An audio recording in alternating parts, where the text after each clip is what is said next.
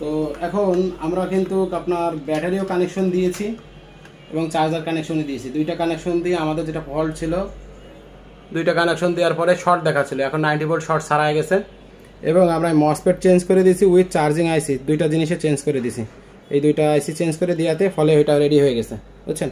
তো এখন যেটা হয়েছে যে চার্জার লাগাইলে এখন আর শর্ট শো করে না, এখন আর শর্ট শো করে না, বুঝছেন।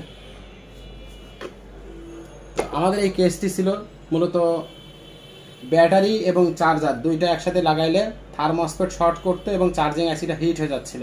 তো আমরা চেঞ্জ করে দিয়েছি, চেঞ্জ করে দেওয়ার পরে এখন দেখেন সুইচিং করার সাথে সাথে সুইচিংও নিয়েছে, এই যে দুইটা লাইটও জ্বলছে, সুইচও হচ্ছে এবং এই যে লোড নিয়ে নিয়েছে। তো যাদের ল্যাপটপে সমস্যা আছে অবশ্যই আমাদের সাথে যোগাযোগ করতে পারেন। সজীব কম্পিউটার, 626 নম্বর দোকান, জেস টাওয়ার, 5ম তলা। ভালো থাকেন, আসসালামু আলাইকুম।